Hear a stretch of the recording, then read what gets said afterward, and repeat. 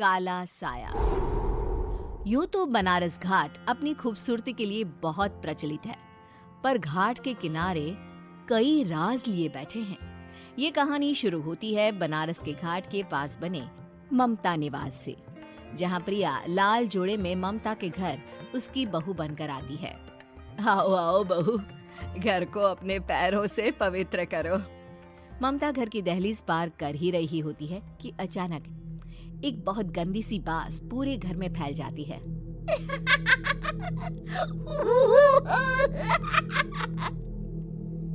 ये बदबू और ये आवाजें, ये कौन हंस रहा है माँ?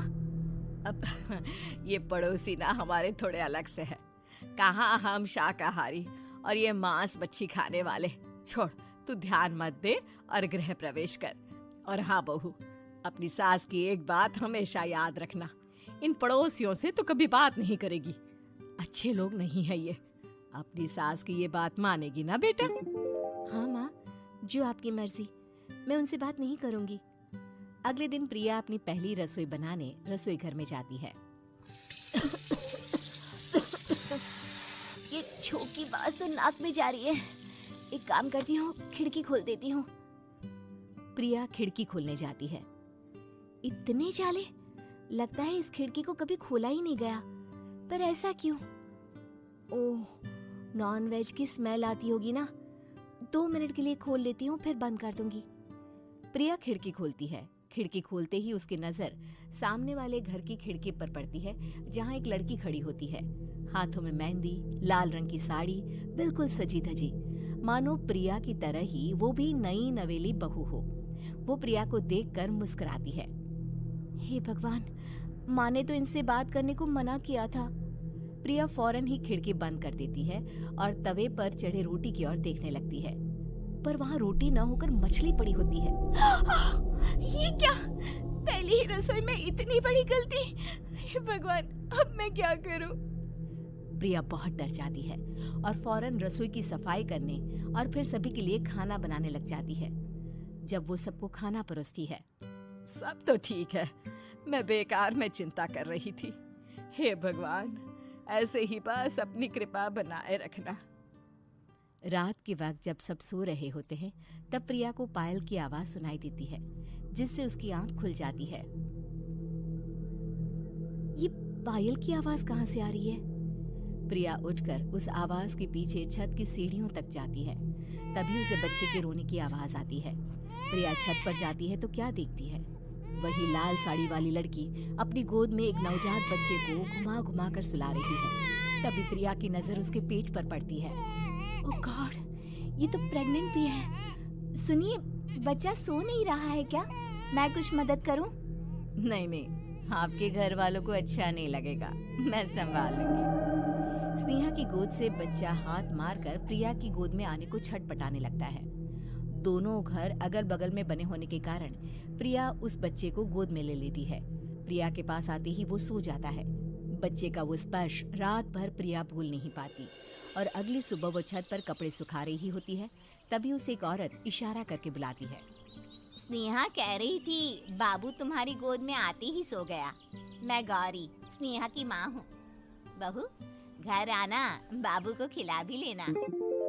शाम को जब घर पर कोई नहीं रहता, बच्चे से मिलने के लिए प्रिया छिपकर अपनी पड़ोसन के घर चली जाती है और कुछ देर बच्चे को खिलाकर वापस लौट आती है।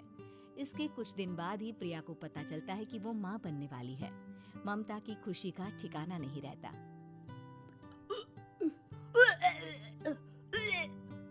माँ जी, पता नहीं क्यों उल्टी आ रही है।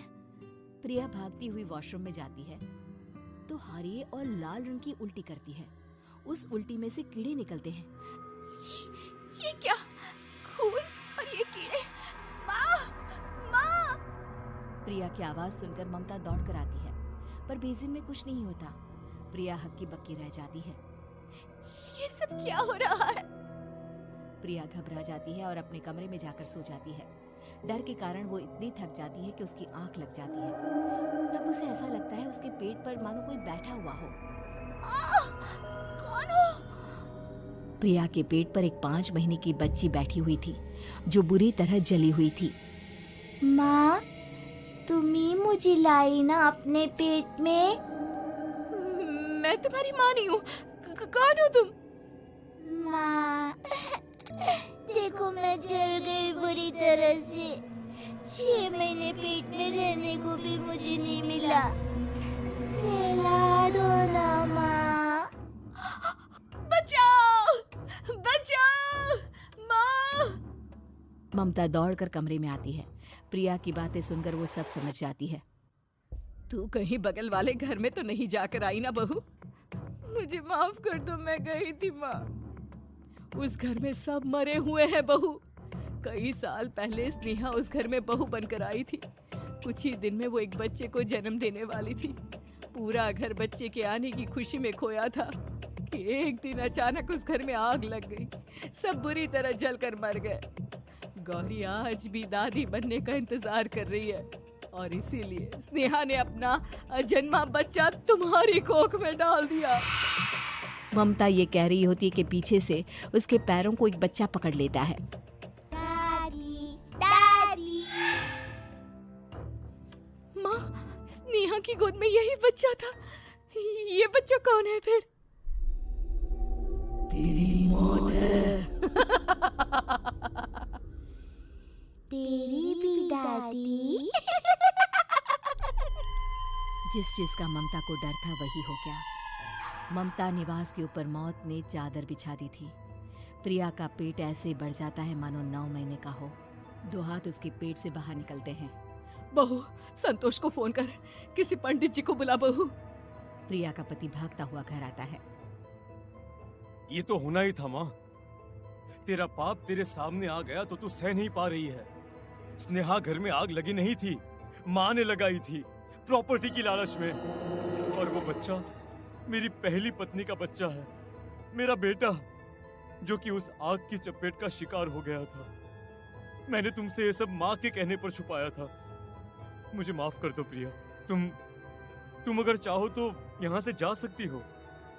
मैं तुम्हें किसी भी बंधन में रखना नहीं चाहता। मेरी शादी हुई है आपसे, मैं आपको छोड़ नहीं सकती, पर उससे पहले हमें स्नेहा, उसकी माँ और बच्चे की आत्मा की शांति करवानी होगी। संतोष और ममता गौरी के घर जाते हैं। अंदर सब कुछ जला हुआ होता है। जमीन पर जली हुई लाशें बिखरी हुई थी। ममता रो रो कर अपने करने की माफी गौरी से मांगती है।